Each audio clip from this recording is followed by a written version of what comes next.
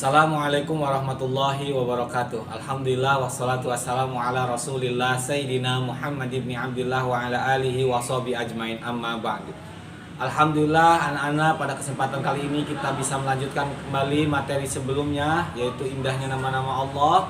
Nah, yang kita ketahui kemarin kita mempelajari maknanya daripada sifat Asmaul Husna. Yang kita pelajari 4 sifat, yaitu adalah sifat As-Somad, Al-Muqtadir, Al-Muqaddim, dan Al-Baqi. Nah, kini kita akan melanjutkan materi sebelumnya. Oleh karena itu, mari kita berdoa terlebih dahulu. Bismillahirrahmanirrahim. Raditu billahi rabba wa bil islami dina wa bi Muhammadin nabiyya wa rasula. Rabbi zidni ilman warzuqni fahman. Amin ya Allah ya rabbal alamin. Mudah-mudahan dengan berdoa kita mendapatkan ilmu yang bermanfaat. Baik anak-anak, kita akan melanjutkan materi sebelumnya. Nah, masih di indahnya nama-nama Allah. Kini kita akan mempelajari materi mengakui sifat-sifat Allah Subhanahu wa taala yang kemarin kita pelajari. Yang pertama yaitu adalah mengakui sifat As-Somad. Ayo anak-anak, mengulang bacaan dan makna As-Somad hingga hafal.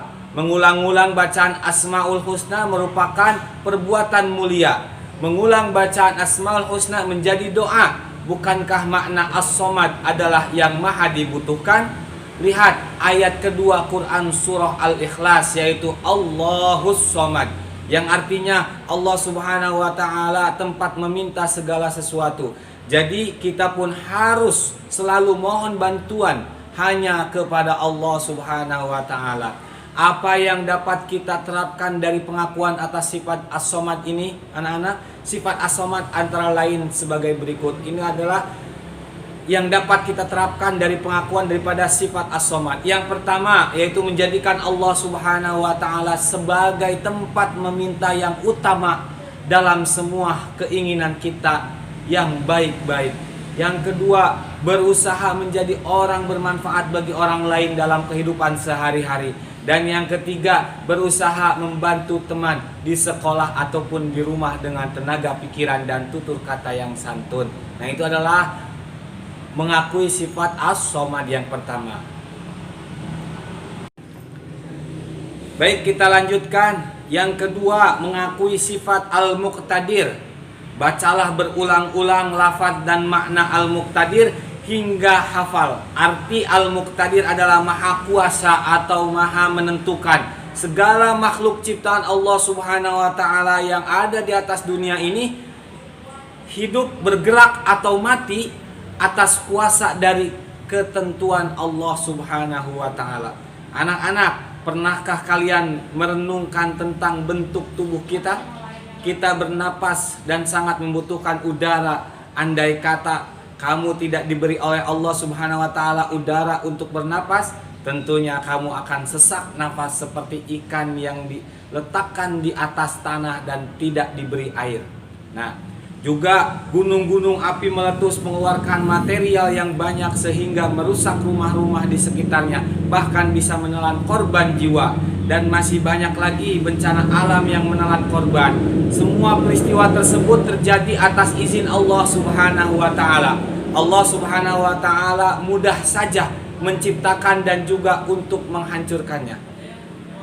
Perhatikan Al-Quran surat Yasin ayat ke-82 berikut ini. Innama amruhu idza arada syai'an ay yaqula lahu kun fayakun. Yang artinya sesungguhnya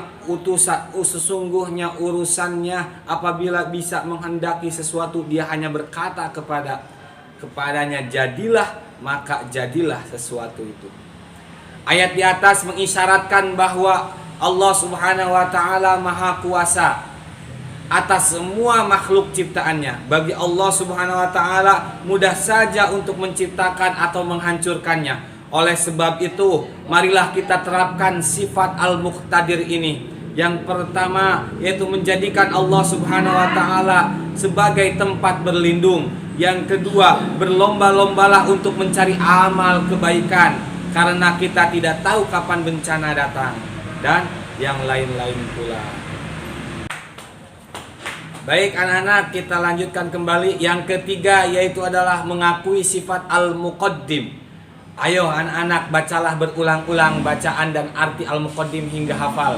Pahamilah makna al-muqaddim, yaitu Allah yang maha mendahului.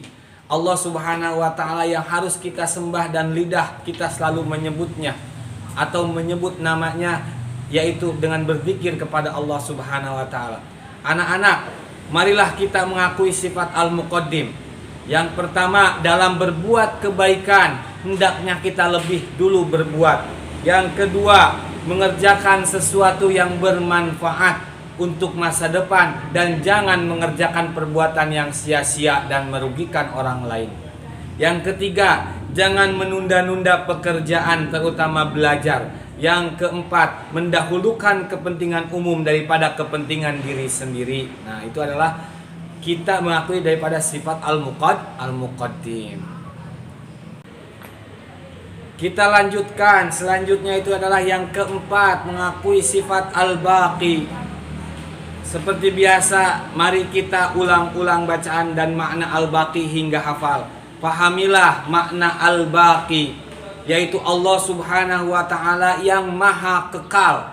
Ya, Allah subhanahu wa ta'ala yang maha kekal menjadi tumpuan harapan kita. Setiap ciptaan yang Allah subhanahu wa ta'ala ciptakan akan hancur atau tidak abadi. Nah, hanya Allah subhanahu wa ta'ala yang kekal abadi. Allah subhanahu wa ta'ala yang maha kekal, itulah yang harus kita sembah dan lidah kita selalu bertasbih kepadanya. Pernahkah kalian melihat rumah atau bangunan kantor atau pasar terbakar? Atau banjir datang menenggelamkan rumah sehingga banyak harta benda yang hancur, yang hanyut, yang hilang terendam banjir? Berarti segala harta benda kemewahan di atas dunia ini tidak kekal. Karena hidup kekal hanya di akhirat. Berikut contoh ketidakkekalan manusia. Yang pertama, ketahuilah bahwa masa kanak-kanak tidak kekal. Suatu saat kita pasti menjadi tua, renta, dan meninggal dunia. Yang kedua, waktu yang ada akan cepat berlalu dengan peredaran bulan dan matahari. Itu adalah daripada pengakuan kita dari sifat al-baqi. Alhamdulillahirabbil alamin. Anak-anak, kita telah mempelajari bersama mengakui sifat-sifat Allah Subhanahu wa taala atau yang berada di dalam Asmaul Husna. Yang kita pelajari kali ini hanya 4 saja, yaitu sifat mengakui sifat As-Samad, mengakui sifat Al-Muqtadir, mengakui sifat Al-Muqaddim, dan mengakui sifat Al-Baqi. Mudah-mudahan menjadi ilmu yang bermanfaat dan menjadi keberkahan kita di dalam menuntut ilmu agama. Baik, sebelum tutup, Bapak selalu mengingatkan kalian, jangan pernah kalian tinggalkan sholatnya, karena sholat adalah suatu kewajiban bagi umat muslim. Dan doakan setelah sholat orang tua kalian. Tetap semangat, jaga kesehatannya, selalu cuci tangan, pakai masker, jaga jarak. Wassalamualaikum warahmatullahi wabarakatuh.